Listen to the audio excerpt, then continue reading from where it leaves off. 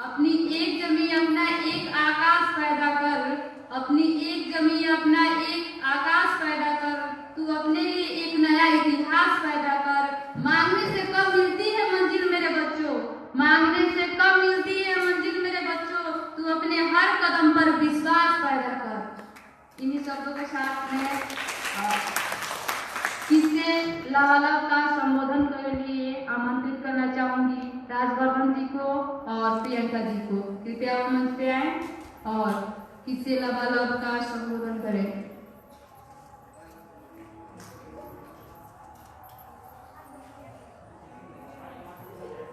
बहुत बहुत धन्यवाद पूजा जी।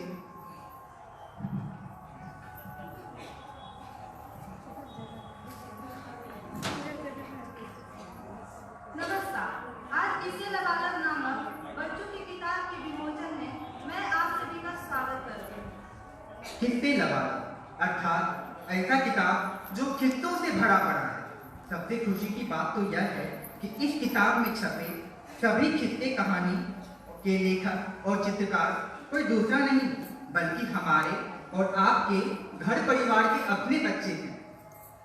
जब किसी किताब की कहानी में लेखक या चित्रकार के रूप में अपने परिचित को हम पाते हैं तो उस किताब से एक रिश्ता सा जुड़ जाता है। फिर यह किताब तो अपने बच्चों की रचनात्मकता का उदाहरण है। मैं भी इस किताब का एक छोटा सा हिस्सा हूँ। यह सोच मैं भी खुद को गौरवान्वित महसूस करता हूँ। मैंने इस किताब में कोई कहानी या चित्र नहीं बनाया, पर हमारे समुदाय के बच्चों को इस किताब तक पहुँचाने में एक जरिया का रूप जरूर निभाया है। बिल्कुल सही कहा आपने। इस किताब के लिए हम लोग 21 गांव के बच्चों के साथ 3 चरण में पठन लेखन कार्यशाला आयोजन किए थे, जिसमें बच्चों को सही मार्गदर्शन करने सुप्रसिद्ध कथाकार वंदना मैम आई थी। इस कार्यशाला में कुल 45 बच्चे भाग लिए थे, जिसमें से 11 बच्चों की कहानी वंदना मैम द्वारा चयनित किया गया।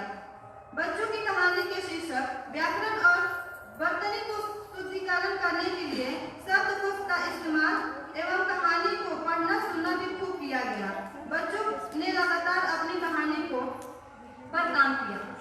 हाँ प्रियंका जी, इस कार्यशाला में हम लोगों को बहुत सी चुनौती का भी सामना करना पड़ा था।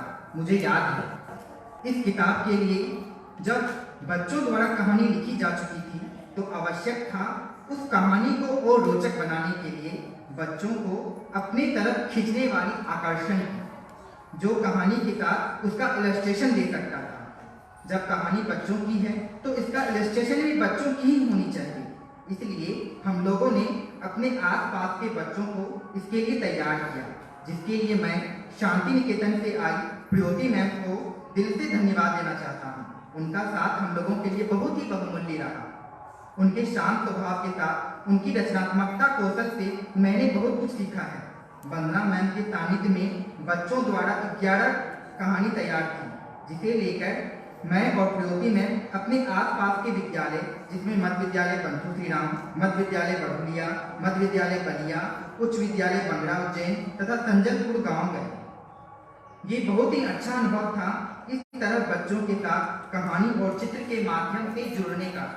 अपने बच्चे बहुत ही क्रिएटिव हैं।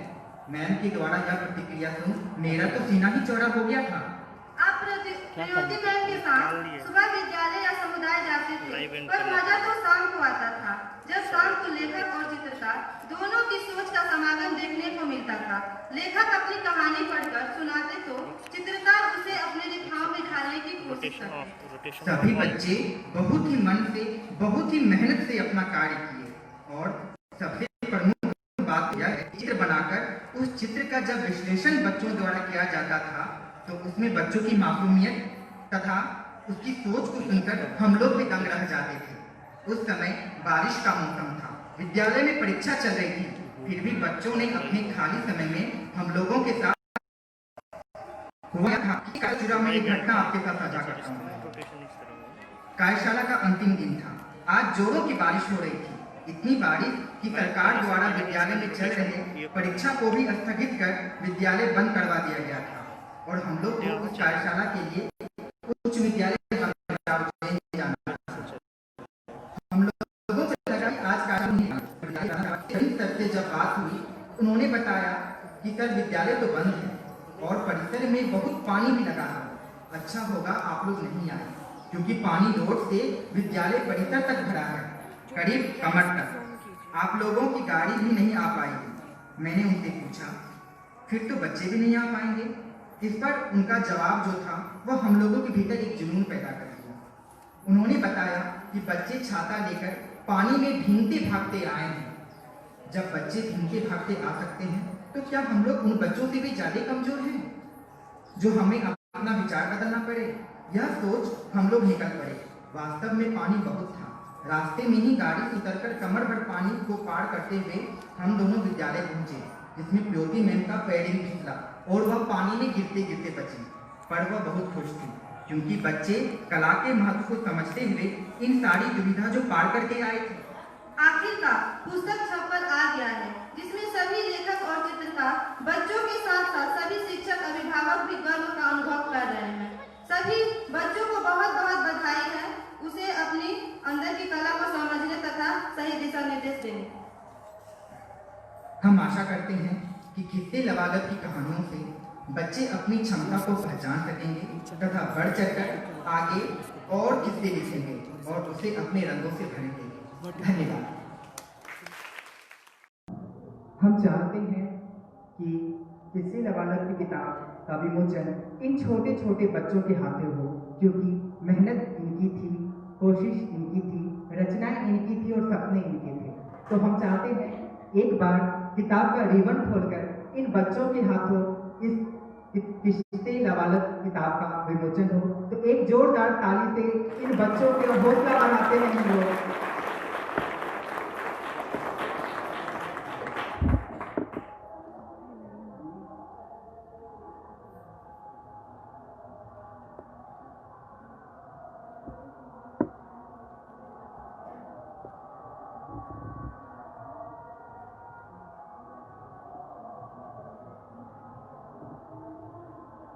सब लोग किताब खोल चुके हैं। अब हम चाहेंगे कि परवेज इस किताब में अपनी कहानी खोजकर इस कहानी का पाठ करे। उससे पहले रिया ने इस किताब में नेक बंदे पर कुछ रचनाएं की थी, कुछ इलस्ट्रेशन किया था। तो हम चाहते हैं कि रिया अपना जो भाव था, अपना जो रचनाएं थी, उनको प्रकाश डालते हुए एक नेक बंदे का कर्तव्य जो किताब में वो बनाई है उसको सबके सामने रखें।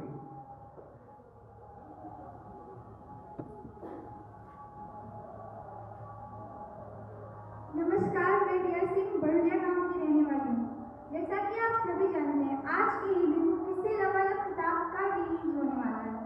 मैं बहुत खुश हूँ कि आज फाइनली ये किताब मेरे हाथों में आ चुकी है। मैं बहुत ही गर्व फील कर रही हूँ कि आपको बताते हुए कि मैं भी इस किताब का एक हिस्सा हूँ। मैंने इस किताब में नेक बंदे की रिस्पॉन्सिबिलिटीज बताया है। हमें कभी भी किसी के स्किन कलर, रिलीजन या कास्ट से उसे कंपेयर नहीं करना चाहिए। भगवान ने हमें एक बॉडी दी है, एक ही ब्लड दिया है, हमें उसे अच्छे से अपने कर्तव्य निभाना चाहिए और हमारे सारे लोगों से अच्छे से व्यवहार करना चाहिए। Thank you. बहुत बहुत धन्यवाद। सही में नेक बंदे के कर्तव्य को आपने बहुत अच्छा समझाया रिया। हम चाहते हैं कि हमारा समाज आपकी बातों को फॉलो करे और हम सब नेक बने। इतने सारे बच्चे हम सब नेक बन के आगे आए। अब हम परवेज से आग्रह करेंगे कि परवेज अपनी कहानी, परवेज की ईद को सबके सामने उसका पाठ करें।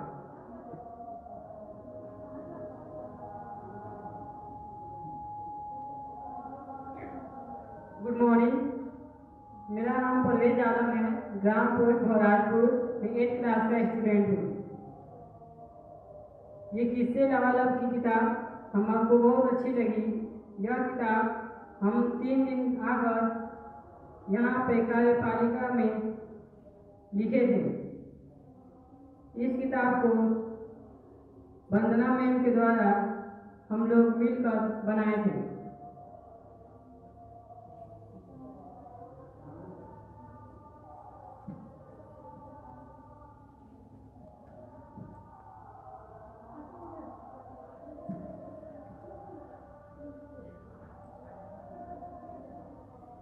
मेरे कहानी के शीर्षक हैं परवेश की।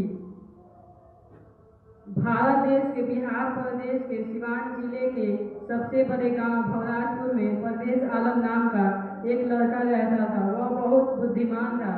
परवेश की उम्र 14 वर्ष की थी। वह पढ़ने में बहुत सुंदर था। उसके गांव के लोग उसकी तारीफ किया करते थे। गांव परवेश वर्ग में 8वां पढ़ता था। वह पढ़ने लिखने में बहुत ही तेज था। वह नियमित स्कूल जाया करता था। स्कूल में बच्चे उससे प्रेम से रहते थे। परवेश अपनी और माँ पिता की बात मानता था। परवेश की 3 बहनें थीं। परवेश तीनों बहनों से बहुत प्यार करता था। ईद का त्यौहार जल्द आने वाला था। ईद मुसलमान भाइयों का सर्वप्रमुख त्यौहार है। ईद के पहले फितरा दान निकालते हैं, गरीब को खाना खिलाते हैं। जो भी फकीर आते हैं उन्हें पैसा, गेहूं या चावल दिया जाता है। इस त्यौहार को ईद उल फितर के नाम से भी जाना जाता है। यह त्यौहार रमजान महीने के त्याग और व्रत के उपरांत खुशियों लेकर आता है। रमजान के महीने के अंतिम दिन अब आकाश में चांद दिखाई देता है तो उसके दूसरे ही महीने के अंतिम दिन ईद मनाई जाती है। यह भाईचारों की भावना उत्पन्न करने वाला पर्व है। इस दिन चारों ओर खुशियां और मुस्कानें छाई रहती हैं। रमजान समाप्त होने के बाद ईद के दिन सभी नए वस्त्र पहनते हैं, टोपी लगाकर ईदगाह में विशेष नमाज अदा करते हैं और एक दूसरे से गले मिलकर ईद की बधाई देते हैं। ईद के दिन मुसलमानों के घर मीठी सेवई और अनेक प्रकार के व्यंजन की तैयारियां की जाती हैं। इस दिन मस्जिद में रोशनी की जाती है। ईद से पहले इस बार परवेश भी रोजे रहने के लिए जिद करने लगा। उसकी अम्मी ने कहा, परवेश तुम अभी छोटे बच्चे हो, तुम्हें अभी रोजे नहीं रखने चाहिए। परवेश नहीं माना और रोजे रह गया। उसकी अम्मी को चिंता होने लगी कि परवेश अभी छोटा लड़का है और वह रोजे रह रहा है। उन्होंने उससे फिर एक बार कहा, बेटा तुम अभी छोटे बच्चे हो, बड़े हो जाना तब रोजे रखना। परवेश फिर भी नहीं माना और रोजे रह गया। परवेश की अम्मी ने यह देख प्यार से कहा, बेटे छोटे बच्चे को रोजे में खाने पीने की कुछ छूट है। परवेश जानता था कि रोजे में कुछ भी खाने पीने की छूट नहीं होती। अम्मी उसे बहलाने के लिए यह कर रही थी। वह स्वयं से रोज उठने लगा। जब ईद और नजदीक आने लगी तब वह अपनी अम्मी से नए कपड़े सिलवाने के लिए जिद करने लगा। परवेश को इस बार ईद पर कोट पैंट पहनने का मन था। उस कोट पैंट को सिलवाने के लिए 1500 रुपये चाहिए थे। उसकी अम्मी ने कहा, बेटे इतने रुपए कहाँ से आएंगे? लेकिन यह कह वह अपने मन में सोच रही थी कि परवेश को कोट पैंट ना सिलवाएंगे तो परवेश उदास हो जाएगा। क्या किया जाए?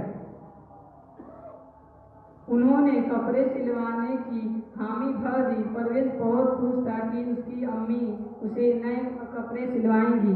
ईद में अब 7 ही दिन बचे थे। किसी तरह बच्चे की अम्मी ने 1500 रुपये जुटा लिए। उन्होंने परवेश को उसी दिन 1500 रुपये दे दिए और कोट पैंट का पहनने लाने और दर्जी सिलवाने देने के लिए परवेश को लिए बाजार भेज दिया। अब परवेश बाजार जाने लगा तब उसे याद आया कि उसके दोस्त मदन के पिता बीमार हैं। उसने कुछ दिन पहले अपने दोस्तों को स्कूल में उदास देखकर पूछा था, मदन तुम उदास क्यों हो? मदन ने कहा था, मेरे पिता बहुत बीमार है, खाने पीने के लिए मेरे घर कुछ भी नहीं है। मदन के पिता पहले खेती करते थे और अनाज उपजाया करते थे, लेकिन पिताजी के बीमार होने से मदन के घर में अब कुछ भी खाने की सामग्री नहीं बची थी और मदन की माँ जिंदा नहीं थी। पिताजी के इलाज के लिए रुपए भी नहीं थे। पिताजी अब खटिए पर पड़े रहते थे। अब तो उनसे काम भी नहीं होता। मदन की यह बात सुनकर परवेश भी उदास हो गया था। परवेश को मदन की वही बात रास्ते में बार बार याद आने लगी। वह दुकान ना जाकर पहले अपने दोस्त के घर गया और अपने पास के 1500 रुपए मदन को दे दिए। मदन रुपए नहीं ले रहा था, फिर भी परवेज ने जिद कर मदन को रुपए दे दिए। मदन रुपए लेकर अपने पिताजी को डॉक्टर के पास गया और इलाज करवाने लगा। डॉक्टर ने मदन के पिताजी को बढ़िया इलाज किया और मदन के पिताजी कुछ ही दिनों में ठीक हो गए। खत्म हो गई। Thank you.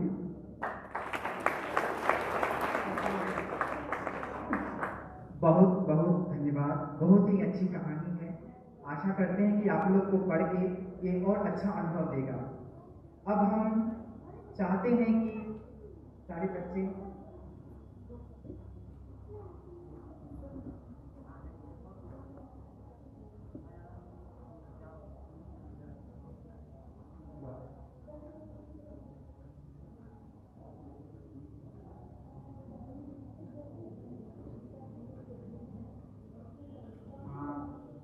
अब हम चाहते हैं कि आज का यह विमोचन तो हो गया, लेकिन हमारे बच्चे ने जो चित्र बनाए हैं, हमारे बच्चे ने जो कहानी लिखे हैं किस्से लबालब का, उन बच्चों तक उनकी किताबें पहुंच सके। इसके लिए हम चाहते हैं कि हमारे जो अतिथि, हमारे शिक्षक, हमारे अभिभावक आए हैं, तो उनके हाथों आज इस किताब का बांटा जाए, उनको भेंट स्वरूप दिया जाए। तो सबसे पहले हम बुलाना चाहते हैं उमरावती जी को। उमरावती जी देविका जो हैं वह मंच पे आए और वह काजल कुमारी और रिया बढ़ुरिया को अपने हाथों किताब रूप भेंट दें। उमरावती जी मंच पे आए।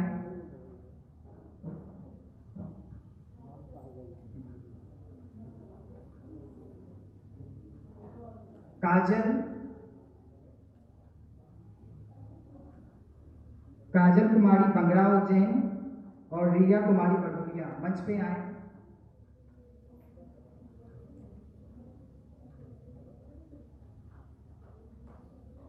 एक ताली तो होनी चाहिए इन बच्चों के लिए।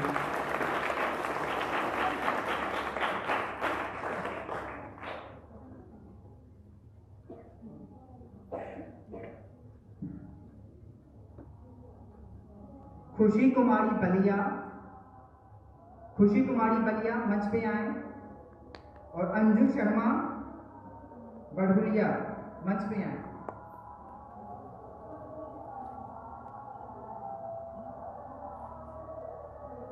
बहुत धन्यवाद उमरावती जी।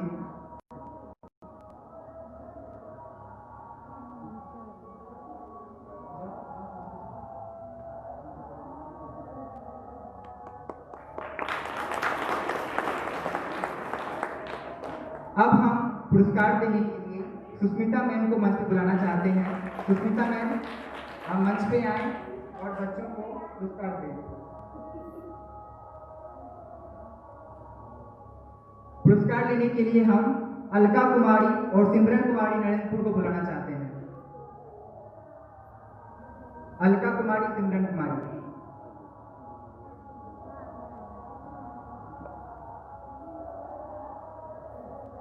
ताली बजती रहनी चाहिए।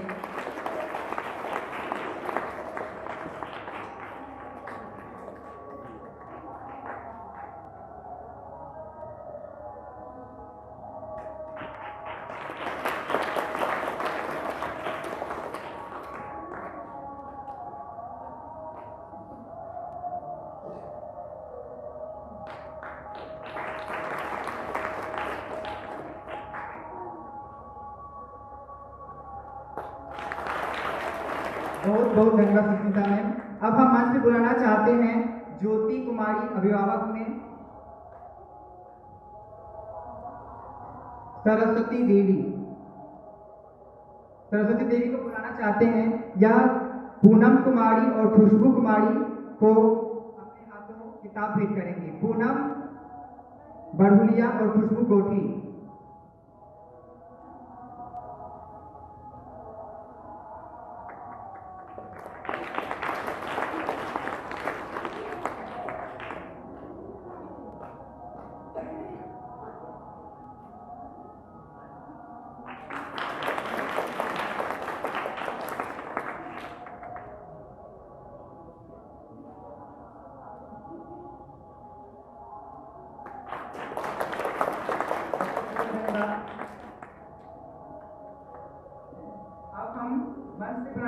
हैं परमेश जी को। परमेश जी संतु से आइए।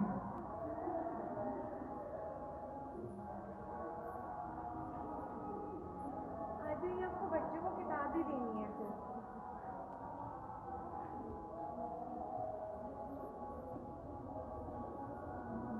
इनको देने के लिए मुन्नी कुमारी और आयुष पांडे को हम स्टेज पर बुलाना चाहते हैं।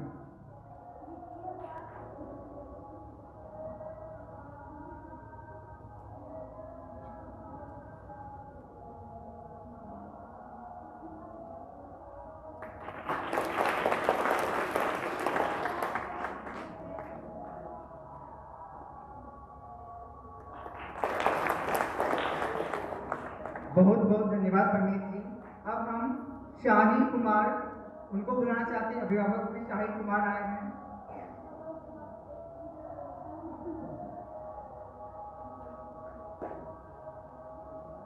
बबीता परमार सेविका, हम इनको मंच पे बुलाना चाहते हैं। बबीता जी,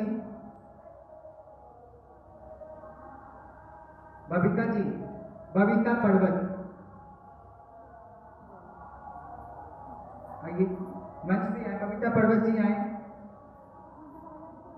और बच्चे में तनुष्का तिवारी और परवेज आलम।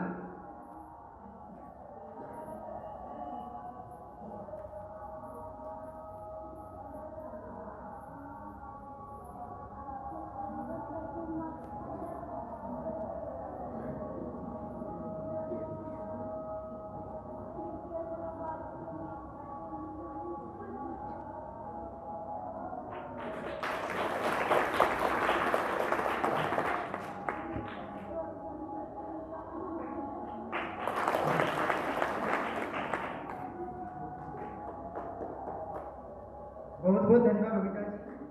अब हम बुलाना चाहते हैं ज्योति कुमारी सेविका।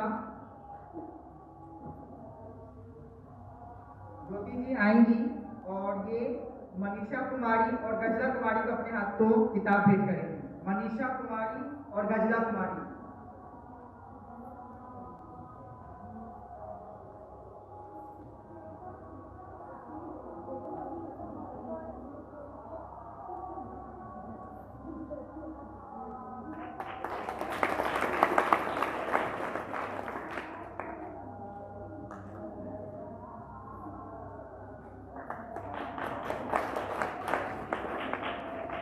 अब हम सेविका में संगीता जी को बुलाना चाहेंगे। संगीता जी,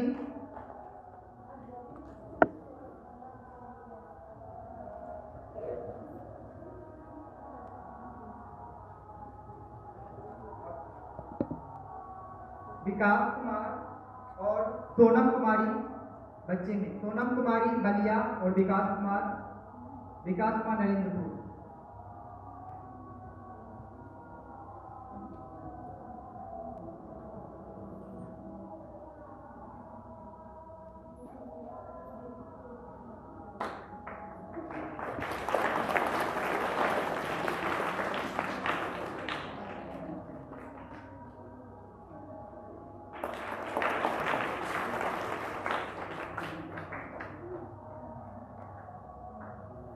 अब हम अमिता जी को मंच पे बुलाना चाहते हैं। सेविका अमिता जी, वह मंच पे आए। और बच्चे में मनीषा कुमारी बलिया और आयुष का हो गया नीतू कुमारी बलिया को मंच पे बुलाना चाहेंगे। मनीषा कुमारी बलिया और नीतू कुमारी बलिया।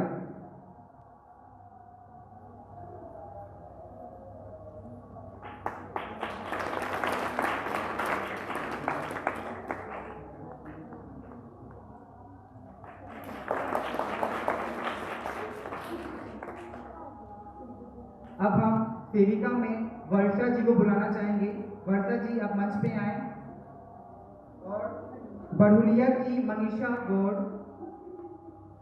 और खुशबू कुमारी बलिया, इन लोगों को बुला के खुशबू कुमारी बलिया और मनीषा गौड़।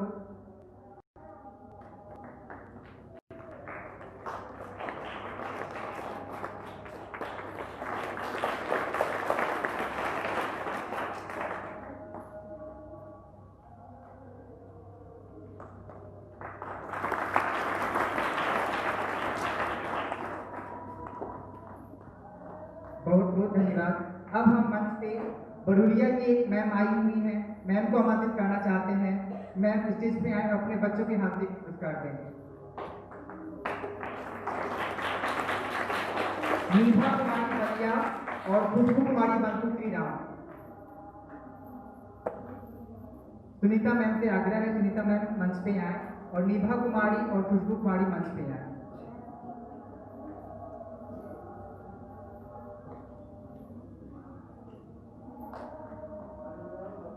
एक जोरदार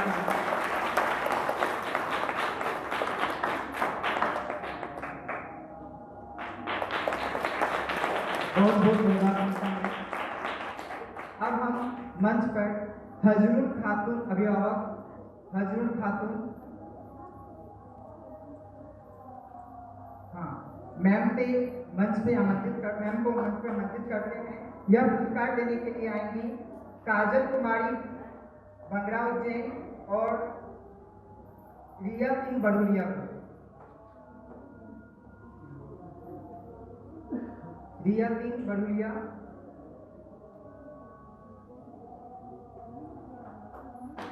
काजल कुमारी बंगराव जैन, काजल कुमारी बंगराव जैन,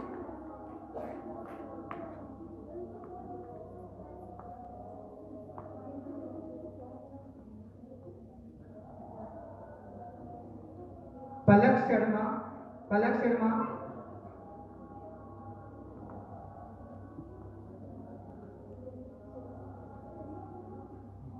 और हम इरफान मियां के भट्टर को बुलाना चाहते हैं।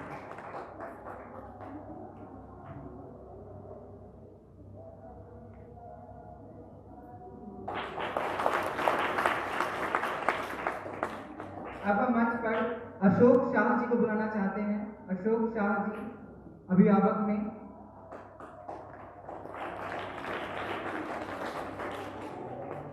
ये सलोनी कुमारी को अपने हाथों किताब पुरस्कार में देंगे। सलोनी कुमारी,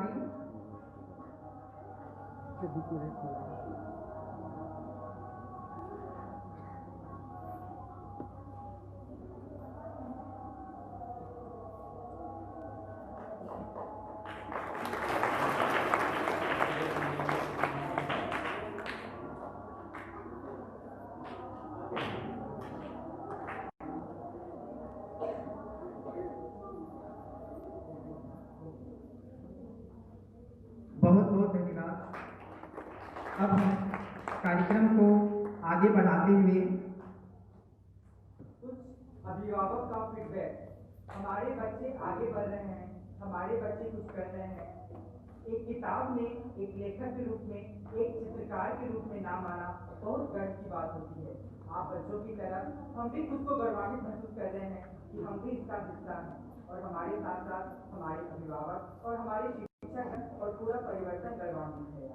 तो आज हम अभिभावक में आयुष की नानी सरस्वती देवी को बुलाना चाहते हैं।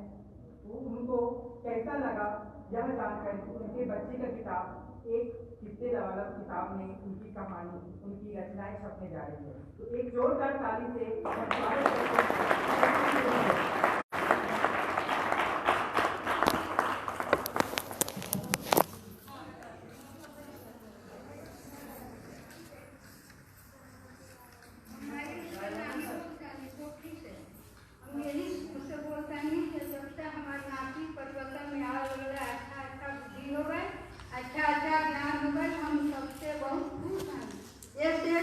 परिवर्तन के धन्यवाद करतनी, सब लोग के धन्यवाद करतनी कि अच्छा बुद्धि हो गई बाबू के, हम आगे बढ़।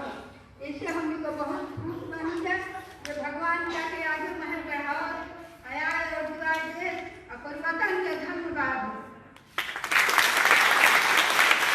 बहुत बहुत धन्यवाद। आयुष की नानी परिवर्तन से बराबर जुड़ी हुई थी, लेकिन कभी परिवर्तन आ नहीं पाई थी। वो आज उनको आने का अवसर भी मिला है। बहुत ही खुश हैं वो आयुष का किताब में पेंटिंग और कहानी दोनों छपने से। अब हम खुशबू के पापा को बुलाना चाहते हैं। खुशबू के पापा, आप स्टेज पे आए और बताएं कि आपको कैसा लगा जब आपकी बच्ची का किताब में कहानी छपया, उनका चित्र बना। तो खुशबू के पापा को हम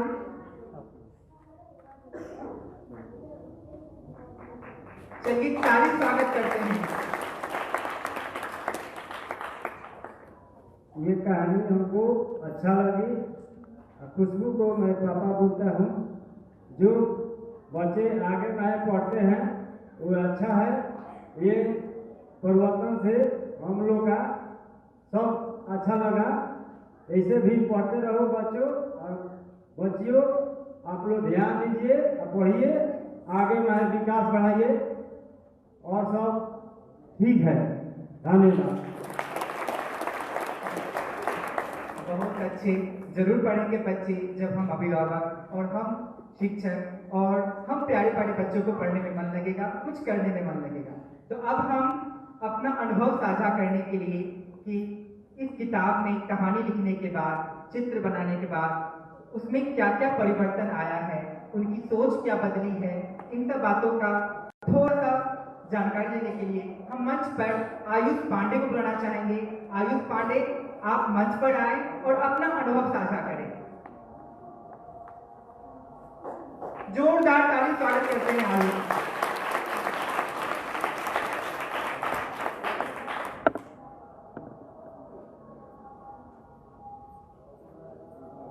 नमस्ते, मेरा नाम आयुष कुमार है।